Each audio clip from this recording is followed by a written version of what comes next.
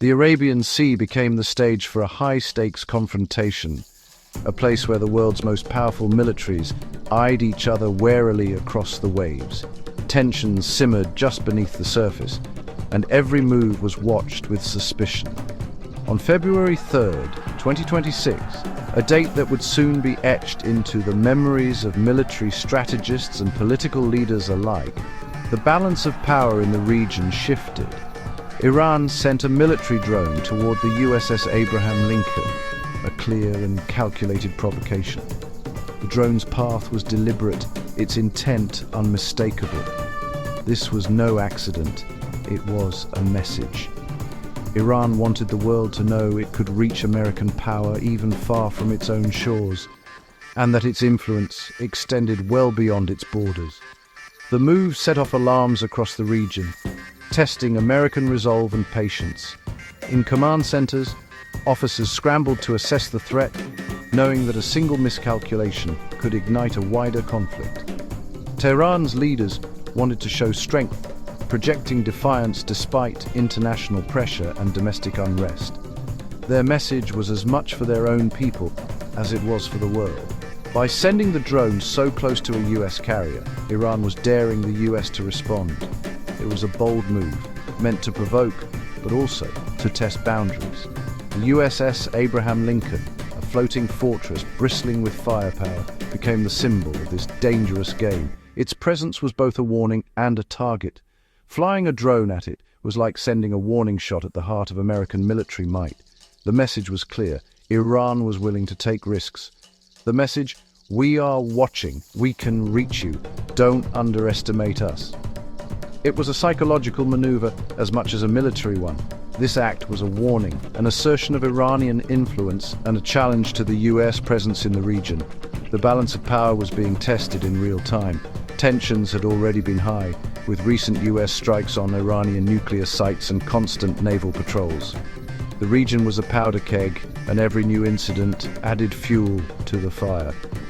Iran, feeling cornered, sought a way to retaliate without triggering all-out war.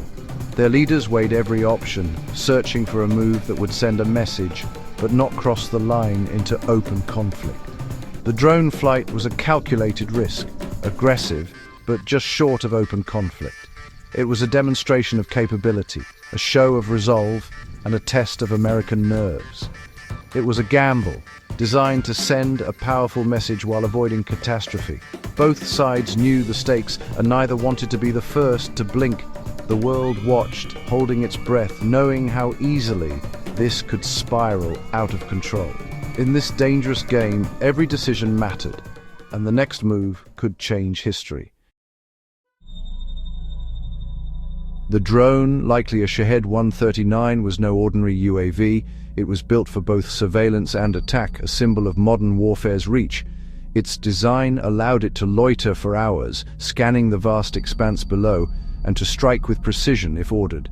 Its approach, 500 miles from Iran, was aggressive and deliberate, cutting through the sky with a chilling sense of purpose. The open ocean offered no cover, and the drone's path was unmistakable. On the USS Abraham Lincoln, radar screens lit up as the drone ignored all attempts at communication, its signal unwavering. The crew watched as the blip drew closer, tension mounting with every sweep of the radar. The US Navy issued repeated warnings, but the drone pressed on, silent and menacing, refusing to acknowledge any hails. Each unanswered call heightened the sense of danger. Was it gathering intelligence, or was it armed for attack? The crew had to assume the worst, knowing that hesitation could be fatal. Every possibility was weighed in tense silence. Memories of past attacks haunted the sailors. Every second counted. The threat felt personal, a reminder of how quickly peace could shatter at sea. As the drone crossed into danger, the US had to act. Defensive systems were primed, and the crew braced for what might come next. Iran's state media downplayed the incident, but American officials saw it as a clear threat, a provocation that couldn't be ignored. The drone's actions spoke louder than Tehran's words, casting a literal and figurative shadow over the fleet below. A response was now inevitable as the balance between caution and confrontation tipped toward action. The order was given, no more warnings. The decision was made in the dead of night, with every second carrying the weight of consequence. In the command center, tension was thick as officers relayed the final go-ahead. An F-35C Lightning II launched from the carrier, a symbol of American technological might. Its engines roared to life, slicing through the darkness as it soared into the sky, ready for action. The stealth fighter locked onto the drone, guided by advanced sensors and precision. Inside the cockpit, the pilot's focus was absolute, relying on cutting-edge systems to track the threat. In moments, the pilot fired. A missile streaked through the sky, destroying the drone in a flash. The strike was clean, efficient, and left no room for error. The threat was neutralized in minutes, with no harm to US personnel or equipment. Calm returned to the carrier deck, but the gravity of the moment lingered. The US Navy called it self-defense, a clear message. You crossed the line. The world was watching, and the statement echoed far beyond the press room. The use of the F-35C was intentional, showcasing America's edge and resolve. It was a demonstration of both power and precision, leaving no doubt about US capabilities. The operation was swift, professional, and overwhelming. Every move was calculated, every action rehearsed for moments just like this.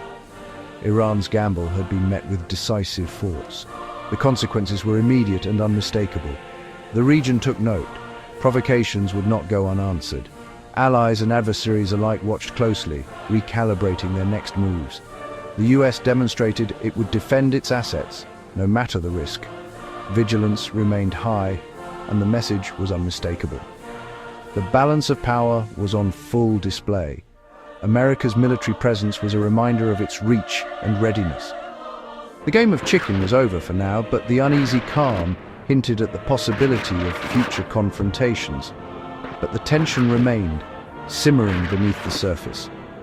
In these waters, peace is always fragile, and the next move is never far away. On the same day, another crisis erupted in the Strait of Hormuz. The US-flagged oil tanker MV Stena Imperative was swarmed by Iranian Revolutionary Guard boats. This was no escort. It was intimidation, with threats to board the vessel. An Iranian drone hovered above, escalating the danger. The tanker's crew, unarmed and vulnerable, sent a distress call. The USS McCall, a guided missile destroyer, responded immediately.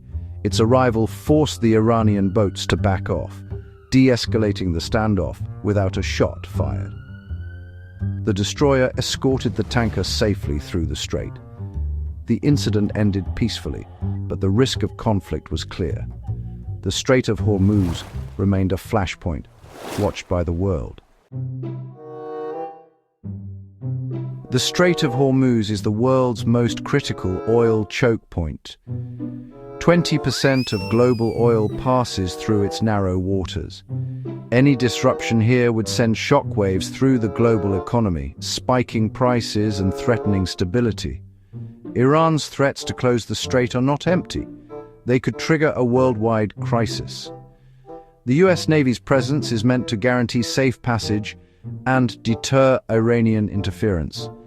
Every ship that passes safely is a victory for global stability. Every act of harassment is a reminder of how fragile that stability is. The struggle for control in Hormuz is about more than oil. It's about power and security. The world cannot afford for this vital artery to be cut. Iran's aggression at sea was fueled by turmoil at home. Widespread protests since December 2025 had shaken the regime.